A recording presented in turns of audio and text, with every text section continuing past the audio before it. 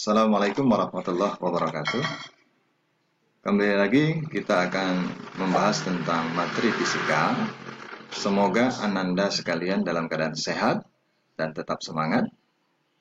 Sebelumnya jangan lupa like and subscribe video kali ini bagi yang belum subscribe. Dan terima kasih bagi yang sudah. Baik, kita akan membahas tentang materi kapasitor. Ya, kapasitor. Fungsi kapasitor, ya. Kapasitor ini berfungsi, salah satunya adalah menyimpan energi listrik. Ya, menyimpan energi listrik. Kemudian kita lihat di sini ada jenis-jenis kapasitor. Ya. Yang pertama jenis kapasitor bipolar. Kapasitor bipolar adalah kapasitor yang mempunyai dua kutub. B itu dua, polarisasi. Mempunyai polarisasi positif dan negatif. Ini kelompoknya. Nah, pemasangannya pun berbeda dengan pemasangan kapasitor untuk yang nonpolar. Kapasitor nonpolar, kelompok ini adalah kapasitor yang tidak mempunyai polarisasi. Ya, tidak mempunyai polarisasi positif atau negatif. Nah, inilah kelompoknya. Berikutnya kita amati untuk gambar dan simbolnya. Yang pertama dari nama komponennya dulu. Ini adalah kapasitor keramik. Seperti ini gambarnya. Ya, kalau ini di televisi rangkaian, di TV, di ampli. Tapi kalau di ini seperti ini juga di PCD, di handphone. Ya. Nah, simbolnya seperti ini. Kapasitor polyester yang seperti ini gambarnya, simbolnya sama. Kemudian kapasitor kertas seperti ini, seperti kertas yang kilat. Kemudian ini simbolnya. Kapasitor mika, berarti ini dia jenis mika, terbuat dari mika. Kemudian kapasitor elektrolit, ya, ini bentuknya. Kalau di laptop seperti ini yang sering kita jumpai, ini di televisi, ini simbolnya, ada positif, yang ini untuk negatif.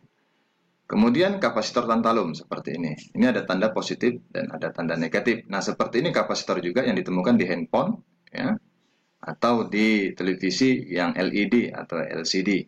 Seperti ini simbolnya dalam rangkaian. Nah, bentuk lainnya kita amati.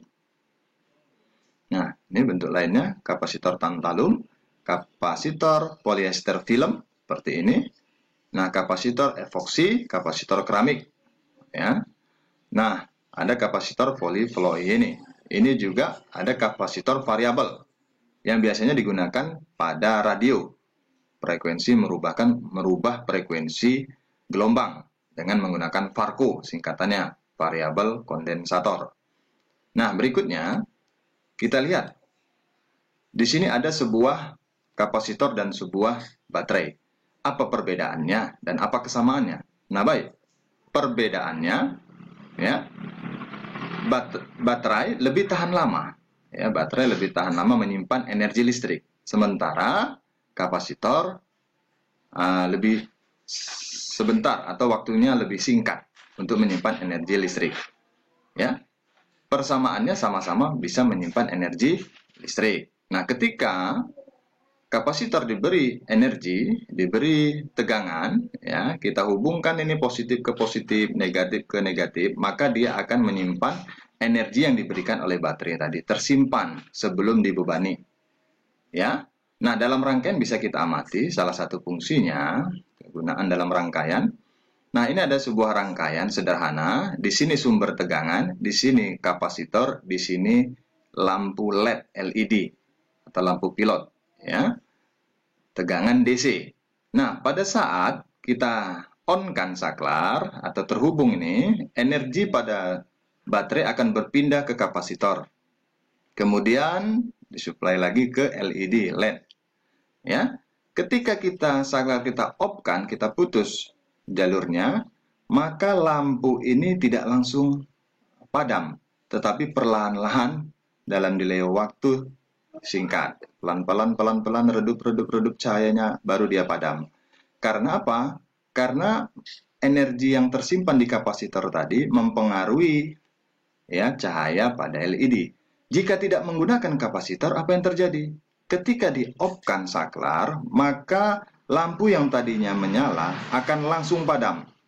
Ya, ketika bersamaan saklar di-off-kan, maka lampu langsung padam.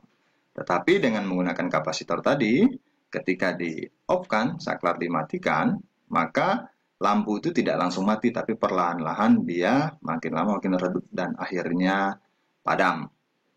Nah, berikutnya ya, kita lihat di sini kapasitor tadi secara singkat dia akan bisa memberikan arus listrik atau tegangan listrik.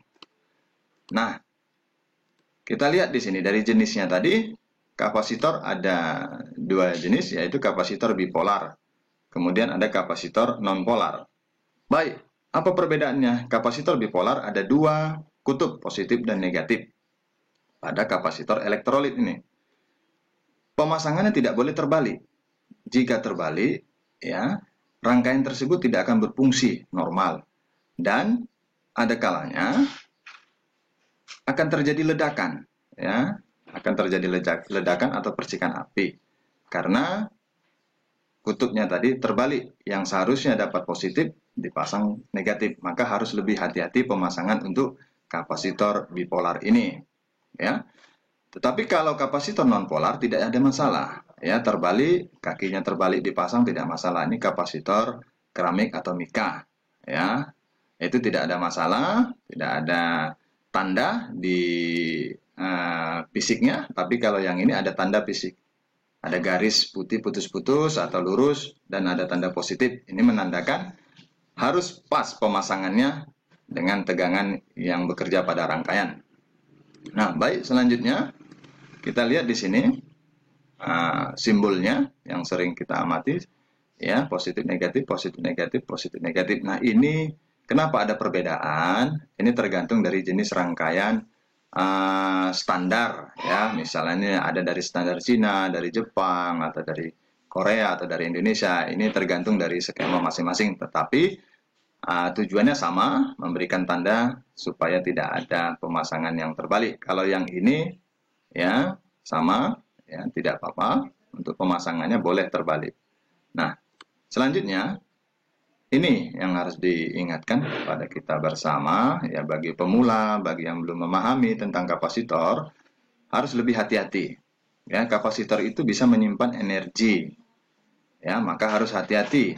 Ketika kita memperbaiki mesin cuci, ada sebuah kapasitor di mesin cuci dengan kapasitas yang besar, ya.